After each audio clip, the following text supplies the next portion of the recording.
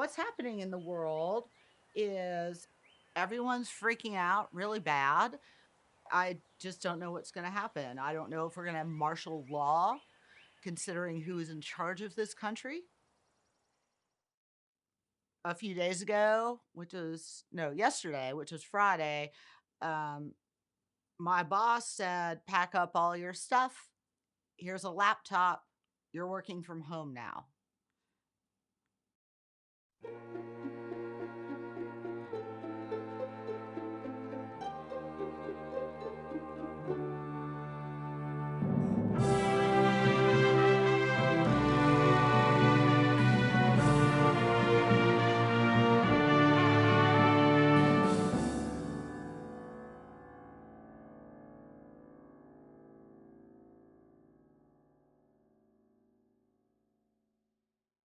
Well, I'm not sure why you bought this for the COVID outbreak because it contains 1 gram of protein per serving, 8 grams of carbohydrates. I guess it's worth something. Yeah.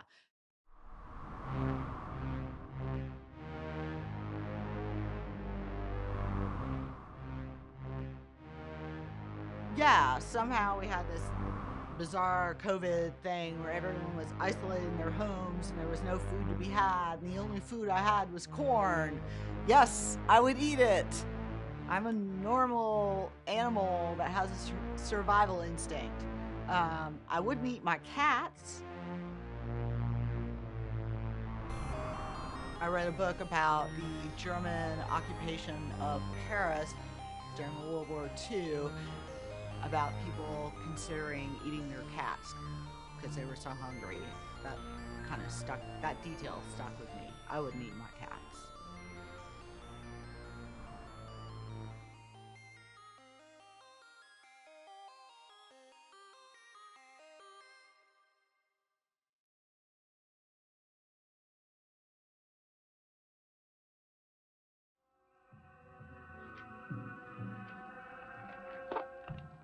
This fruit is protected with leaves. It is a sign for men to equally protect it and treat it with great care.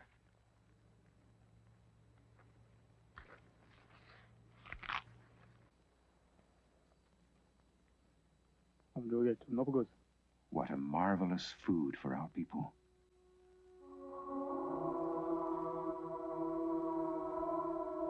I guess I told you about my thing about corn. It squeaks on your teeth. The texture is ugh, ugh. And when people eat corn on the cob, they make this slurping, smacking, disgusting. That it somehow reminds me of gluttony. It's like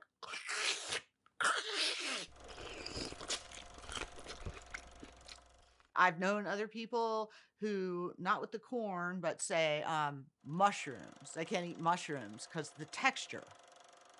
And when they say the texture, they seize up like that. Or tofu, oh, the texture.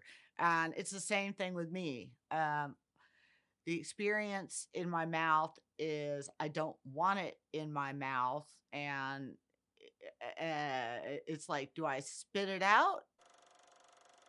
Am I in a social situation where I accidentally ate this corn and it's okay to spit it out? Or do I have to swallow it? I've been a vegan for about 22 years. Not dead. Don't have the coronavirus. I think one sort of thing people think about vegans that's not true is that, oh, vegans like everything that's vegan. We have taste buds as well, or teeth that things squeak against, and so we have preferences in food.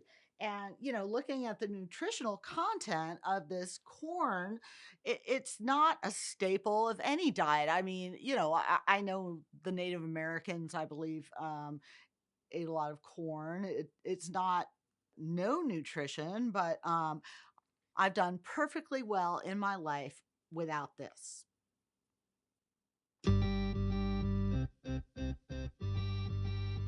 corn, one of my problems with it also is that I detest butter, margarine. It's not really butter, whatever, any of those things. Like the smell of it like drives me away from I have to leave the house. Corn is often doused in butter or margarine, and when people eat the corn off the cob, it's a slurpy, margarine. I just like plain foods. I like apples. I like cabbage, potatoes, peanut butter sandwich.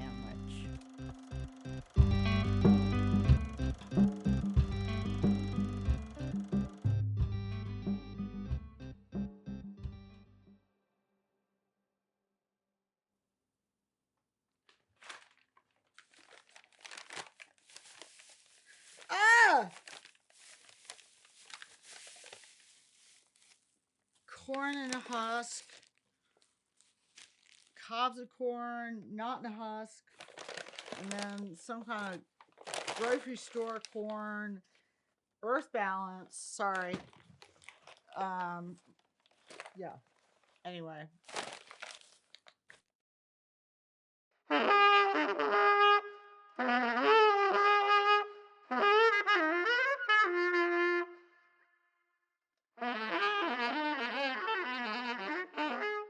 Niblets that squeak between your teeth. A bunch of little things that are gonna get caught and squeak and move and ugh.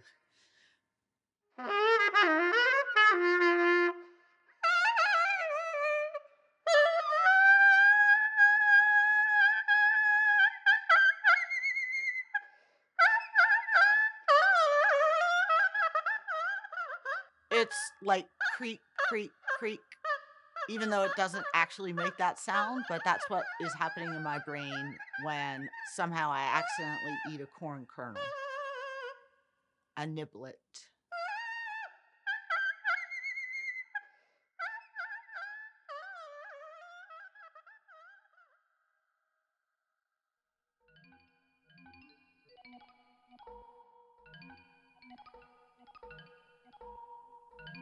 Niblet.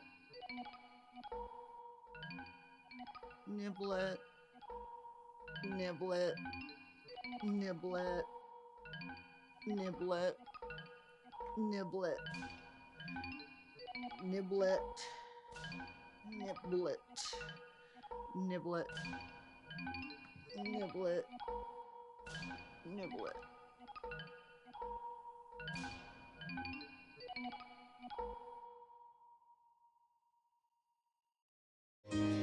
Just look at all the corn, Mr. Owl. That's Niblet's corn, to be precise. Oh, corn's corn. It's sort of icky word. I don't know if the Jolly Green Giant made it up or something like that. I think his little pal is named Niblet.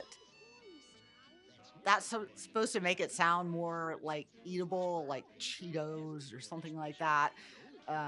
Like you nibble on it. But to me, it is, I don't know, kind of a marketing scheme as well as being kind of an oogie word, niblet. Ooh. Ho, ho, ho. Green Giant.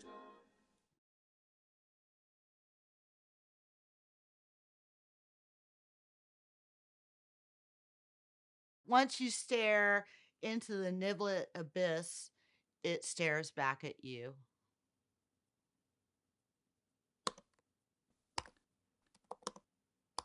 If you look up the word niblet on the internet, you get all sorts of crazy things like books about niblets, animals named Niblet. There was some kind of scene from some 90s show where people kept repeating sweet niblets, sweet niblets, sweet niblets over and over again. Sweet niblets. Oh, sweet niblet. Oh, sweet niblets. Sweet niblets. Oh, sweet niblets. So don't put the word niblet into Google unless you really like niblets, because you'll be sorry. They'll be haunting your dreams, your nightmares.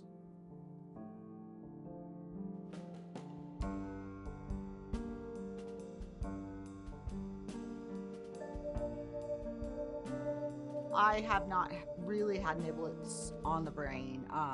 If I encounter them, I will avoid them. Right now, my life is chaotic, and it has to do with the coronavirus. Actually, my father had 2 strokes and is in a hospital that is in lockdown in Rhode Island. So my mother can't even go visit him, and I might be called to go back to Rhode Island at any time.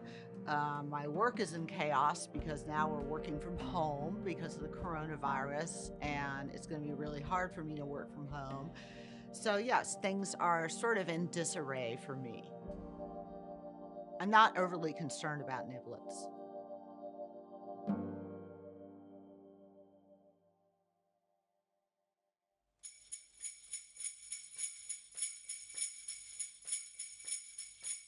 You're talking bad luck about the snake? I was bitten by a copperhead snake on my left foot, and it burned like a mofo, and my immediate reaction was to reach my right hand down, and it bit me on the finger. Wear big boots in your garden. You do not want this to happen to you. I was in my bed for about a week, and then for the next 2 weeks, I could only take about 2 or 3 or 4 steps with crutches. I had to have people from work help me with everything, and they would get me tea, they would get me food, they would go to the copier for me, they would go, do the scanner or whatever. But there's one thing that people can't do for you, and that's pee.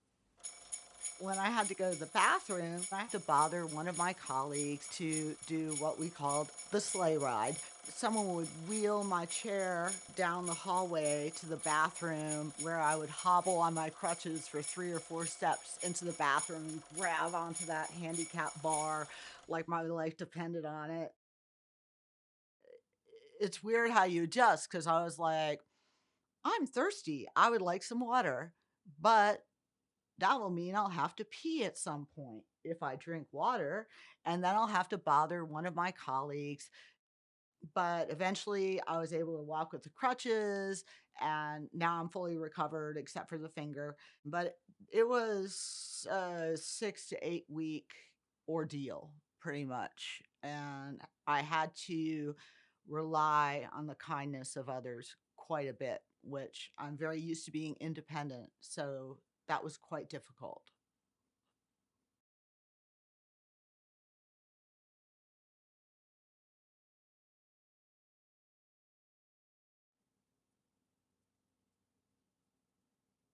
My finger is bent. I can actually display it if you'd like.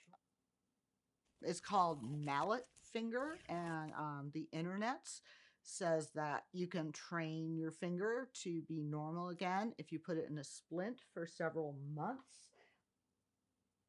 So, yes, this is what it looks like.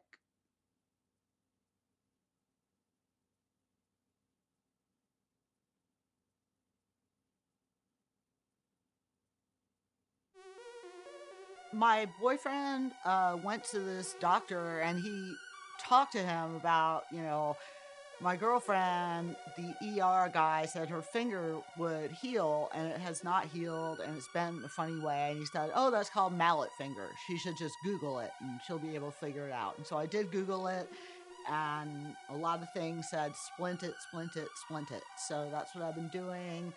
Maybe it's too late because I waited a long time, because I listened to the white man's medicine doctor in the ER who didn't say, if this does not correct itself within a certain amount of time, you should splint it. And if this is the way my finger stays for the rest of my life, I can live with it. It just looks funny. It doesn't hurt. It's fine.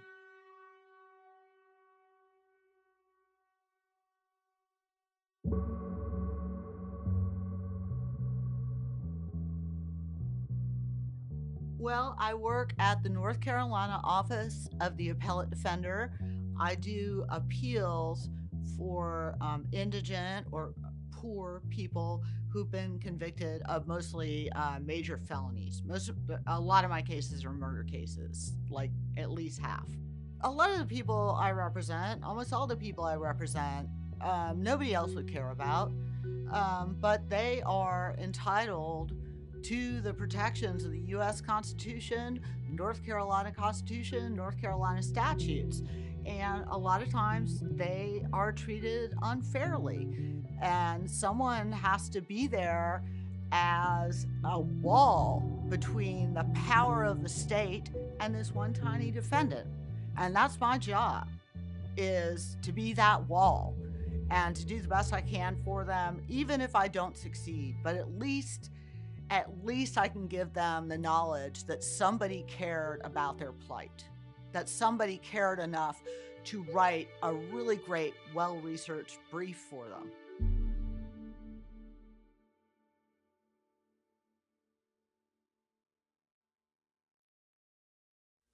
Now, here is a corn lover, and there's nothing more gratifying to a corn lover than to know that her mother has given her delicious Del Monte family-style corn. More people eat it than any other corn like it. This is a special strain developed to be sweet and tender. And when a corn lover is eating Del Monte corn, she probably doesn't need to hear me talking about how good it is, right?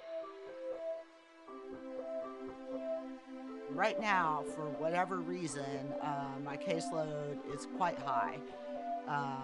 So it has been stressful. I don't understand how corn has anything to do with my work, really. But you are correct that, and there's this thing that is now recognized, and it's called like secondary PTSD. It has a few other names. People who are in kind of the helping professions, who work as like ER nurses, who help abused animals, who help indigent criminal defendants, that you're constantly exposed to the trauma of others, and that this is a sort of secondary trauma that just goes deep down inside and maybe explodes like a volcano at some point, just like your own trauma might. Maybe childhood. I became a vegetarian at age 16. My parents completely did not like that. I was told I was anti-American, I was gonna die. I stuck to my guns though. But even before that, there were a lot of foods that, just did not appeal to me. One of them was corn, and, I was forced to eat some stuff. Liver roast. I never liked, I ate meat, like hamburgers were okay, but when it was like a pork chop or something where you could see the animal parts and the fat, even as a young child, I was really grossed out by that. For some reason, corn was, I think, one of the things that I really didn't like, that I was forced to eat.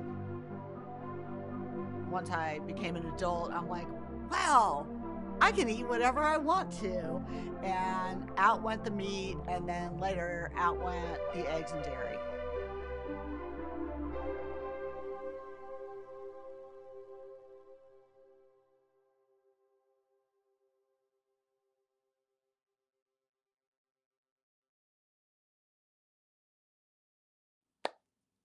I might sound like a freak right now, but oh, okay.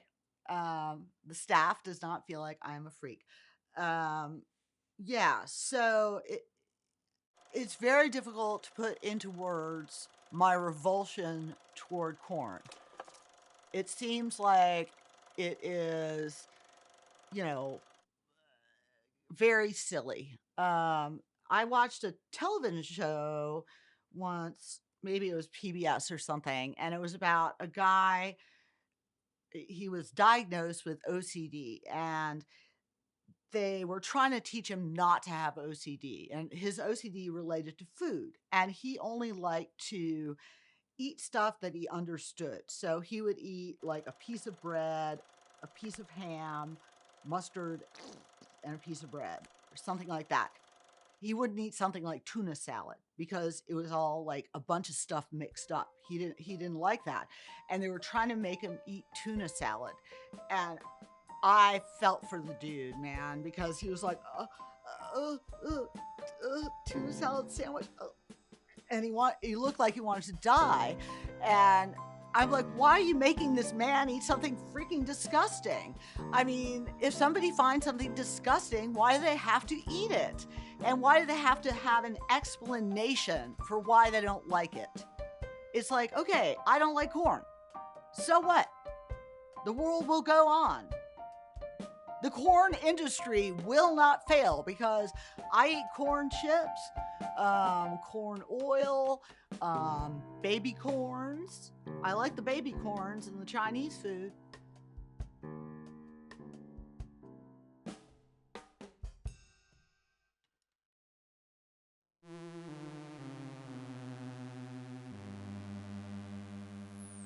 This thing.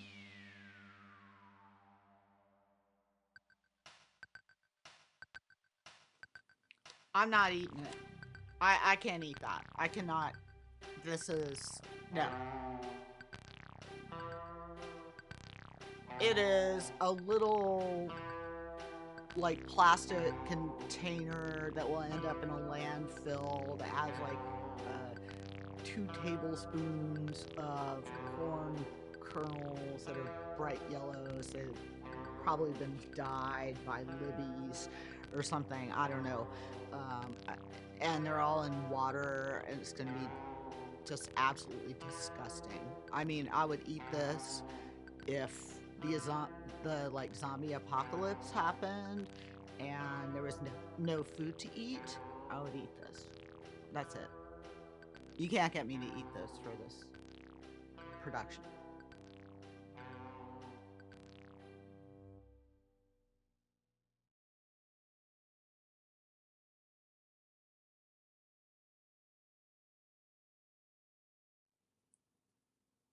Not sure yellow is a good color for a food. I like yellow squash, but green might be better. I'm stalling.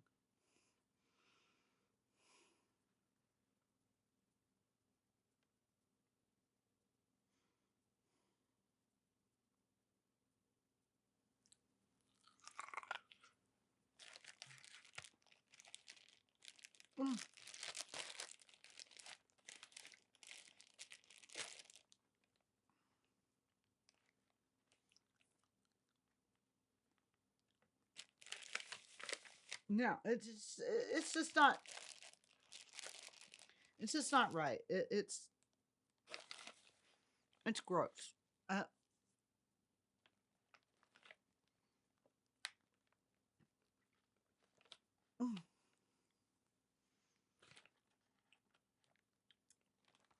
All right. Hopefully that's the only torture you're going to put me through.